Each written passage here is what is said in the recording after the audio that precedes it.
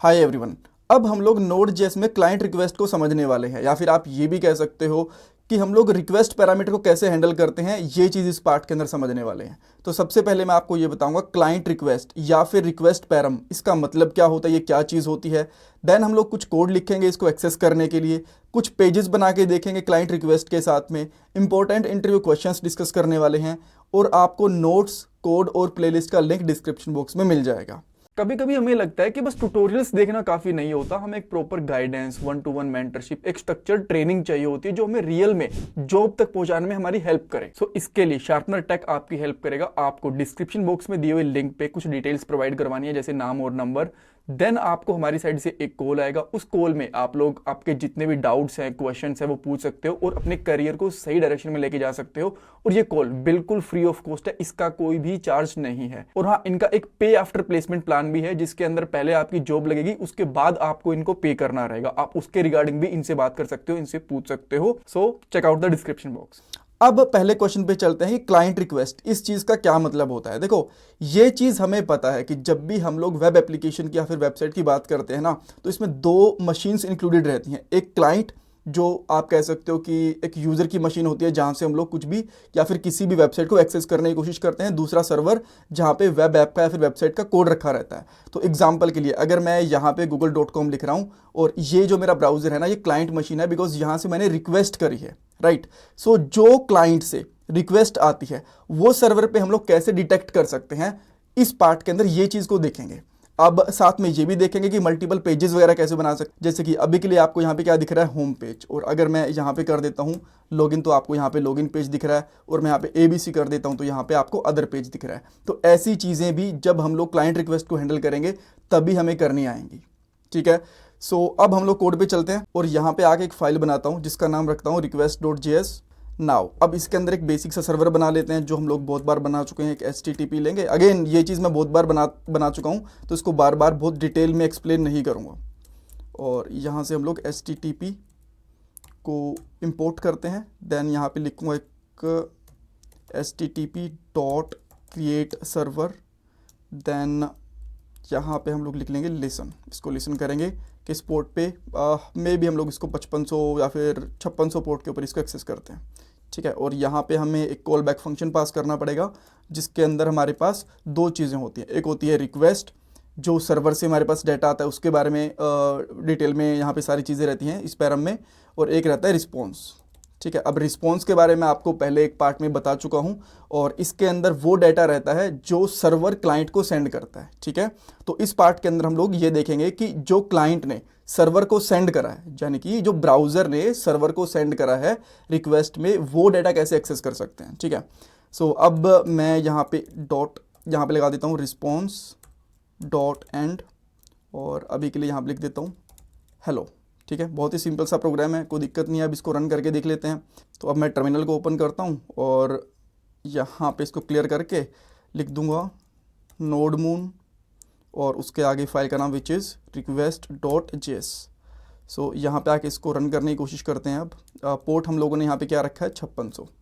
सो इस तरीके से यहाँ पे 5600 लिखते हैं। सो देखो यहाँ पे हेलो आ गया, ठीक है। सो यहाँ पे हमारे पास एक रिस्पॉन्स चला गया सर्वर से क्लाइंट के ऊपर, जो हेलो हमने प्रिंट करना था कर दिया। अब मैं यहाँ पे क्या करता हूँ, इसको तो हटा देता हूँ यहाँ पे, और एक सिंपली लिखता हूँ response.write, और इसके अंदर मैं सिंपली यहाँ पे लिख देता हूँ लेट से h1 टैग, और इसको बंद कर देंगे। और इसके अंदर हम लोग सिंपली ये लिख सकते हैं होम पेज, ठीक है। ये सिंपल है, इसमें कोई दिक्कत नहीं है, ये चीज़ हम लोग पहले भी करके दिख चुके हैं।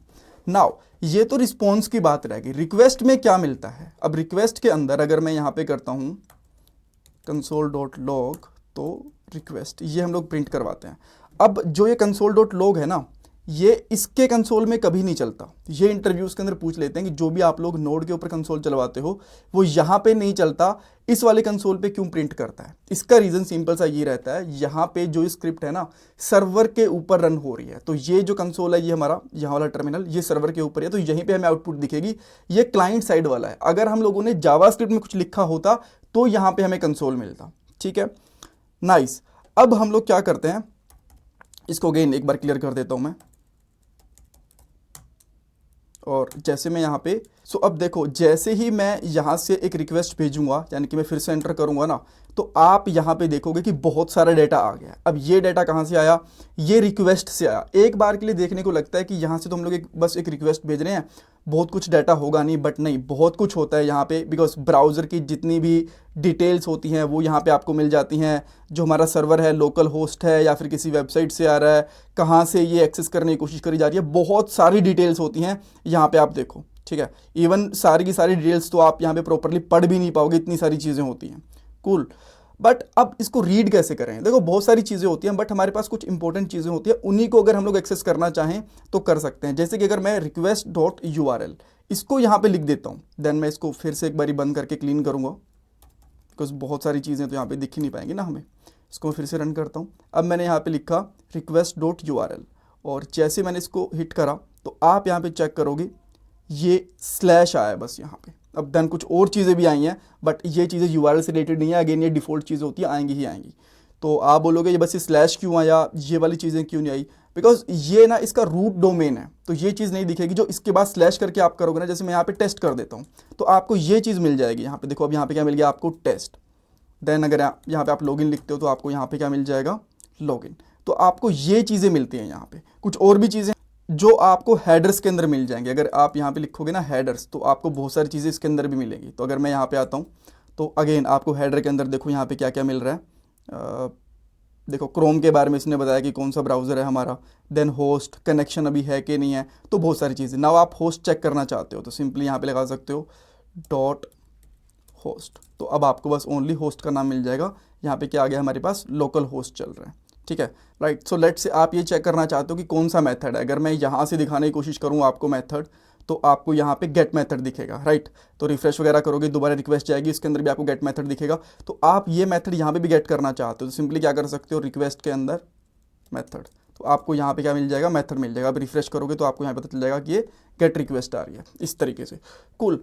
अब आप चाहते हो कि यार ठीक है, हमें मेथड्स वगैरह कुछ कुछ इन्फॉर्मेशन मिल रही है, तो आप चाहते हो कि मैं अलग अलग पेजेस दिखाना चाहता हूँ रिक्वेस्ट के बेस के ऊपर, तो आप डेफिनेटली वो चीज़ भी कर सकते हो। तो सिंपली अगर आप यहाँ पे आके एक इफ़ कंडीशन लगा दो और यहाँ पे लगाते हो request.url, ठीक है, और अगर ये आ रहा है रूट हमारे पास इस तरीके से, ठीक है, ये रूट आ रहा है, तो आप यहाँ पे दिखा दोगे जो ये रिस्पॉन्स कर रहा है ना, इसमें लगा दोगे कि भाई अब ये रिस्पॉन्स जाए मेरा होम पेज, ठीक है।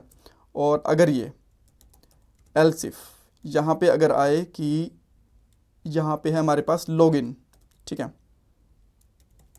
अगर हम लोग लॉगिन रिक्वेस्ट भेजते हैं, राइट, तो यहाँ पे सिंपली क्या बन जाए? यहाँ पे भेज दे लॉगिन पेज। और इसके अलावा देन अगर कुछ भी नहीं है तो यहाँ पे एल्स करके भेज दे, यहाँ पे